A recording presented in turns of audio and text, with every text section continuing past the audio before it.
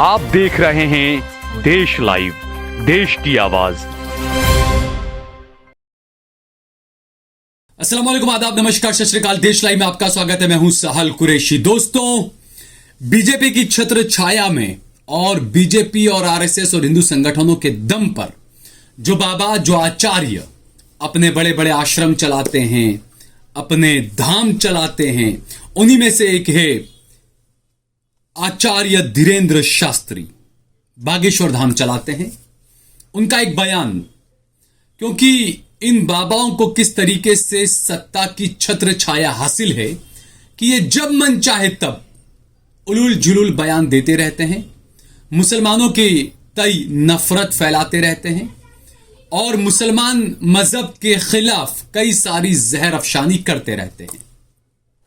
आचार्य धीरेंद्र शास्त्री अपने जो इनके भक्तगण थे उनके पास बैठे हुए थे, अपने धाम के अंदर कार्यक्रम चल रहा था और आचार्य धीरेंद्र शास्त्री ने हजरत अली रजी अल्लाह तआला अन्हु के खिलाफ कुछ नाजेबाना अल्फाज कहे, उल्टे सीधे अभद्र टिप्पणियां की और यह कहा कि अब मैं तो क्या कहूं, आपसे क्या कहा, आप खुद ही सुनिए कि आचार्य धीरेंद्र शास्त्री ने क्या कुछ कहा हजरत अली पर।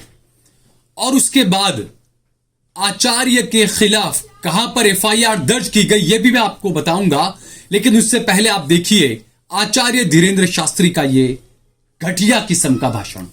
बोलना है, हमें आपकी समस्या का प्रदर्शन नहीं करना है, बिल्कुल ना बोले, हमें बता दें, हम आपके साथ हैं, क्योंकि हमें समाधान देना है।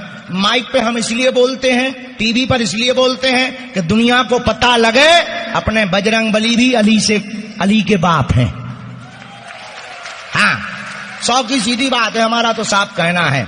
जो ये चादर चढ़ाने हिंदू जाते हैं, जो हलीउल्लाह के चक्कर में पड़ते हैं, अरे वो तो अब हम क्या कह दें, हलवा नहीं है, हलवा।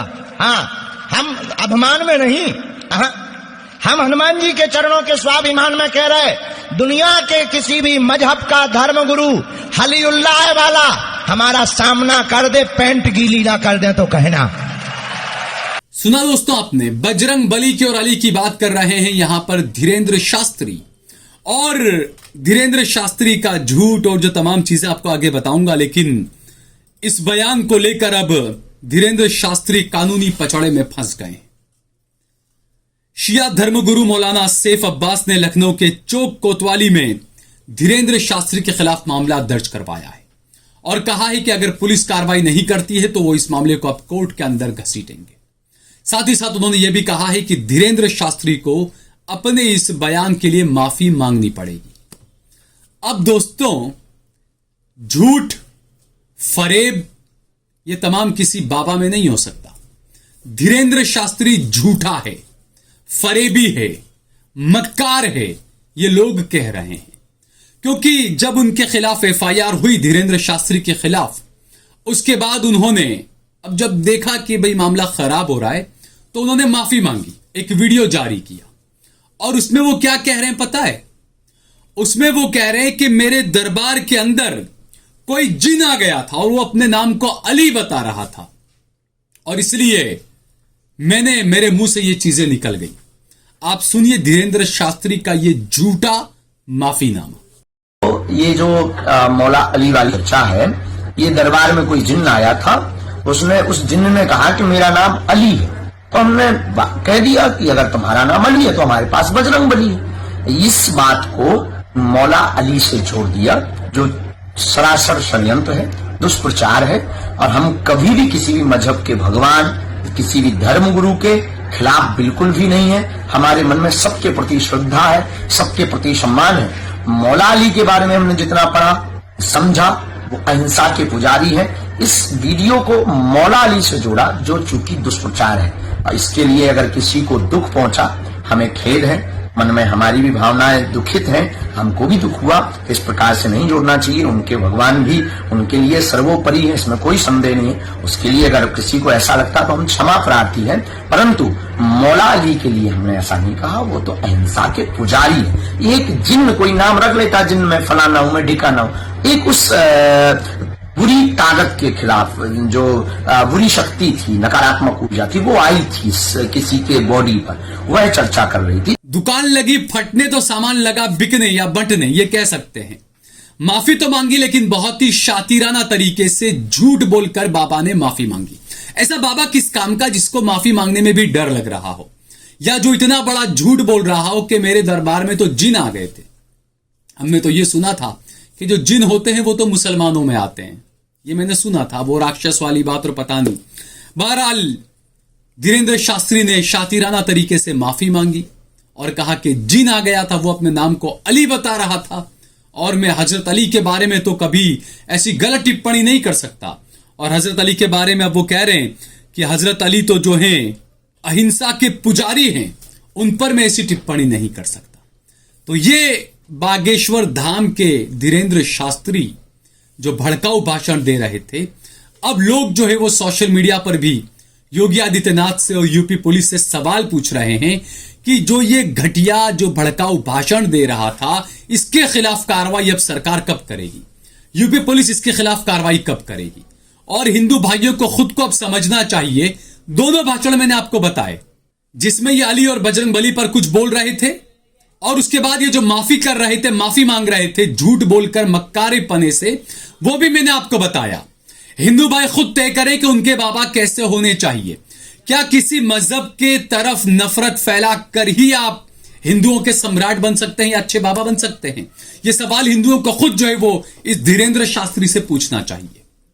और जो बात उन्होंने कही है कि मेरे बयान को गलत तरीके से पेश किया गया और मेरी बात को कहीं से कहीं जोड़ दिया गया, ये बाबा धीरेंद्र शास्त्री आचार्य बोल रहे हैं।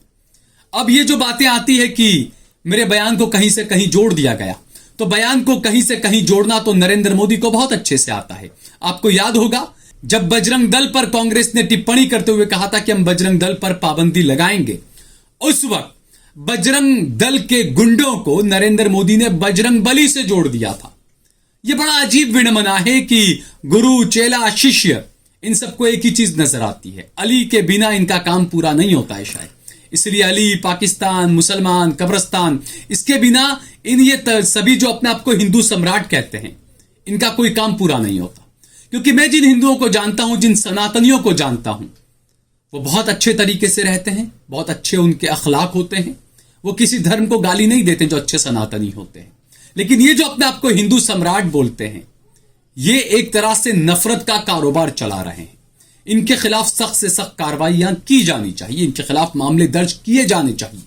इनके खिलाफ हर जगह पर जो हजरत अली रज़ियल्लाहु ताला को मानते हैं, उन लोगों को आगे आकर इस धीरेंद्र शास्त्री के खिलाफ कानूनी कार्रवाई करनी चाहिए और मामले दर्ज करवाने चाहिए। क्योंकि आप ऐसे 1, 2, 4 एग्जाम्पल सेट करेंगे ना ऐसे लोगों को घसीट कर कोर्ट में ले जाने का कानूनी तरीके से, तभी इनकी आंखें खुलेगी। और जो इनके हौसले बढ़ रहे हैं ना, उन्हें समझ जाना चाहिए कि ये जो लोग आपको उकसाते हैं ना मॉब लिंचिंग के लिए, जो नेतागण, ये आपके काम में नहीं आते हैं।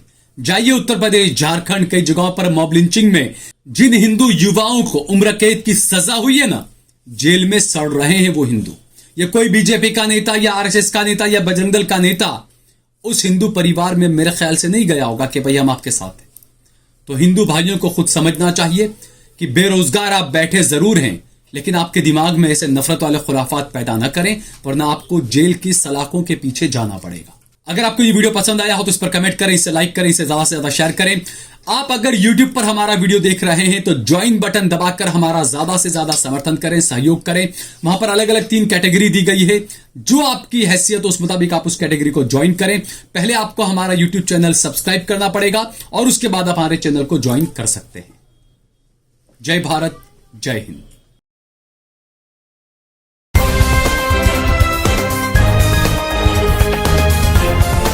देश और दुनिया की तमाम छोटी और बड़ी खबरों के लिए हमारे चैनल को सब्सक्राइब करना न भूलें और बेल का बटन जरूर दबाएं।